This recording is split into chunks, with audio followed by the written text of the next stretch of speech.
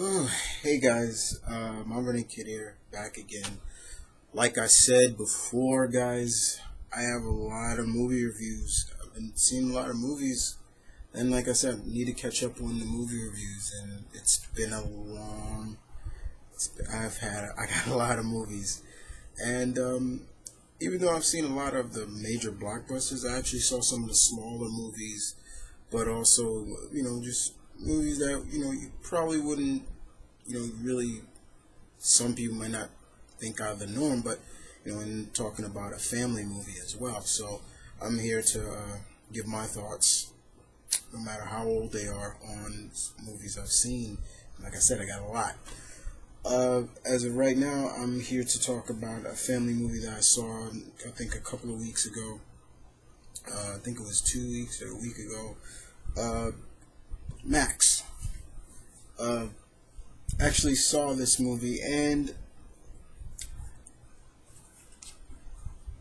going into watching this movie, I knew what I was getting into. Family-oriented movie, which is fine. I do like a lot of family-oriented movies. You name it, I've probably seen it, and I'm all cool about that. That's no problem. But with this movie, you know, we've seen storytelling like this in some way before, in terms of the main character or the main antagonist or the titled character is a dog. And yeah, that's Max right there. I like this the tag that they use for him, uh, best friend, hero, marine, and that's basically what Max is. He is all three of those. Now, let me give you a little bit of a synopsis. But like I said, I've seen storytelling like this before, and it's nothing new. But the way they go about doing it actually gives you a sense of, okay, this we've seen this book, but there's also a bit of differences in terms of seeing uh, a boy and a dog in a movie together. Certain things like that.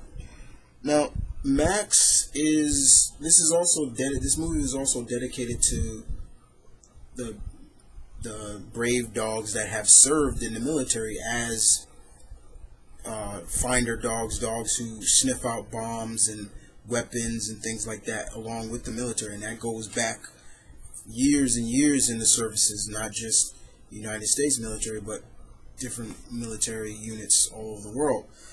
And in this movie, we see that Max is his handler is a Marine known as Kyle Wincock, played by Robbie Amell, Stephen Amell's cousin, and who is also one half of Firestorm on Flash. And in this movie, we get to see that he and Kyle they have a strong bond. They like a partnership. He tells him, he tells Kyle's unit where to go.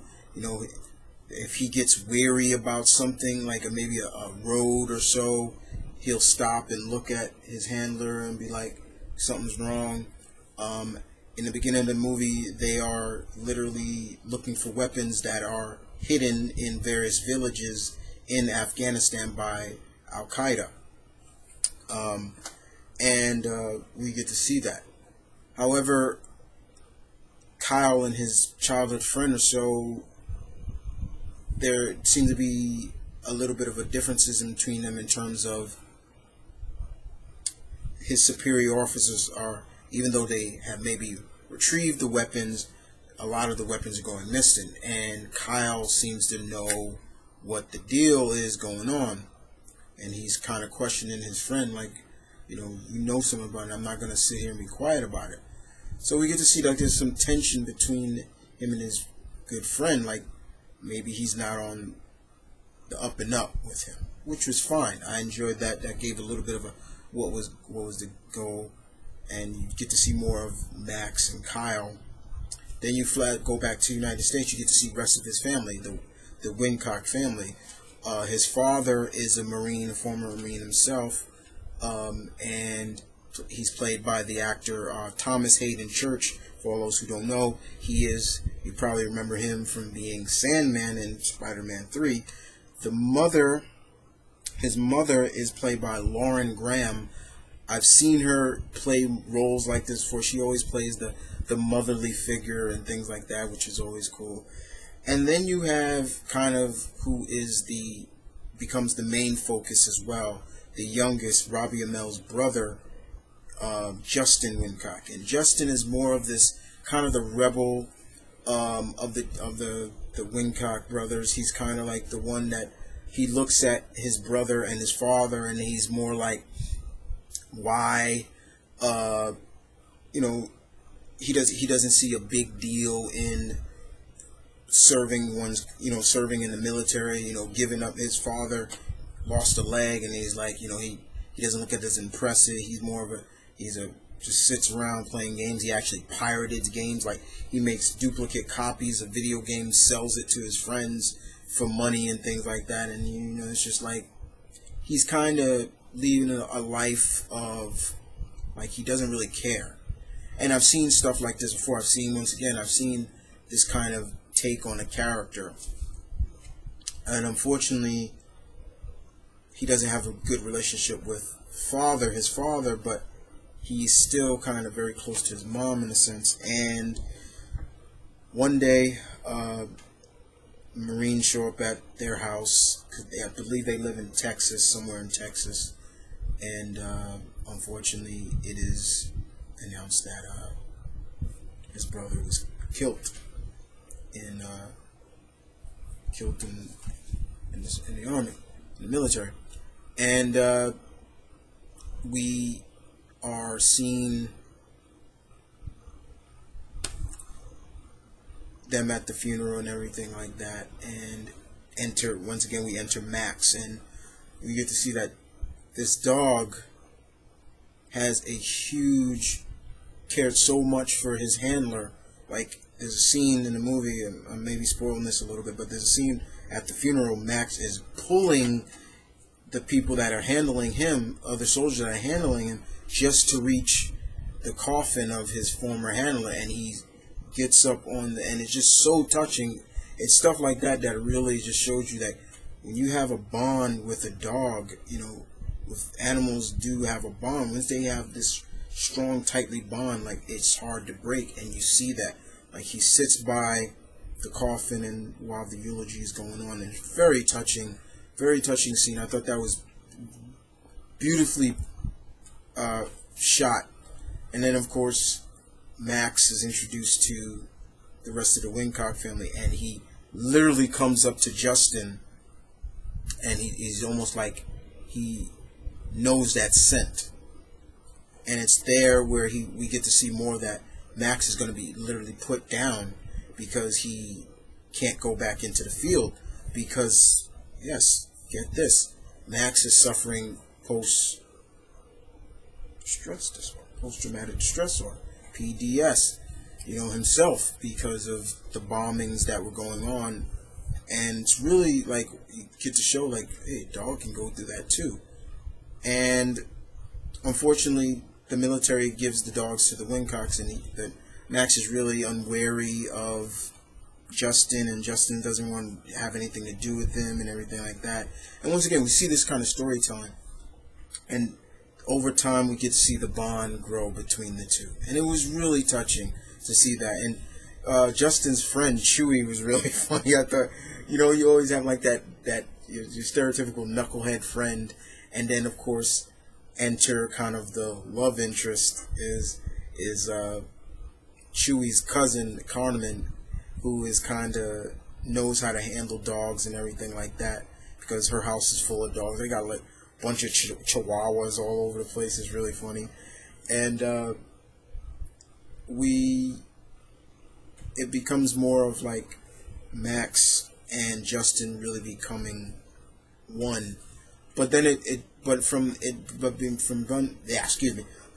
becoming more of a family story, it becomes more of a mystery as well, because later on, that same friend who was Kyle's childhood friend comes back into town looking for a job.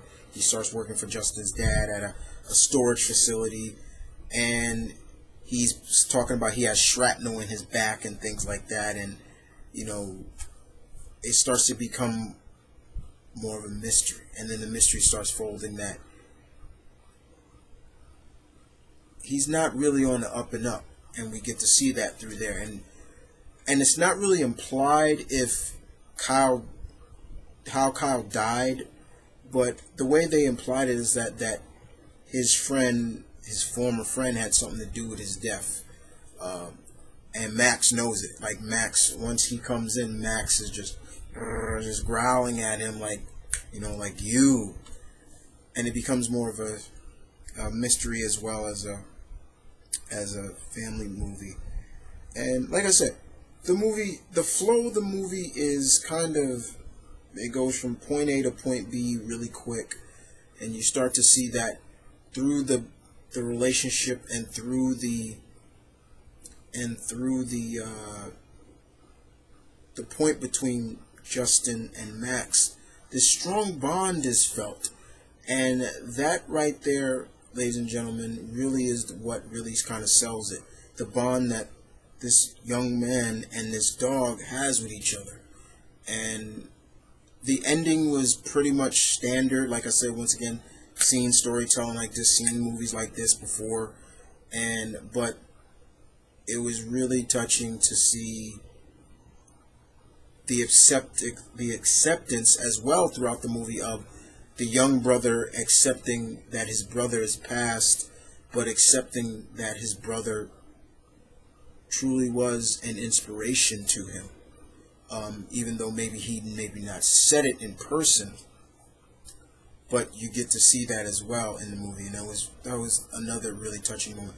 There were scenes in this movie that really kind of nearly made my eyes water up. I'm a sucker for a good, touching story, and if a story moves me very much, I will cry up. I'm not afraid to shed tears, and there's been plenty of movies that have really broke me down and I start crying. But there were scenes that really got me to that point, nearly to the point where I nearly, cried. But the movie was well done, and to a point that, if you look at it from a standard, look at it from a point of like this is just a family movie. That's what you're getting with this. You're not getting anything spectacular, nobody with outstanding performances or anything like that. It's more just a family-oriented movie that is showcasing, as like I said before, is like truly that saying. What's that saying? Dogs are man's best friend, and it's truly once you get a bond with them, that bond is for life, and you see this through this movie a lot, and it was something to really be enthralled about. Now, I did my research a little bit on it as well, and showcasing, like, as I like to do, with most movies, how much did the movie cost to make, and did it get back, like, the budget.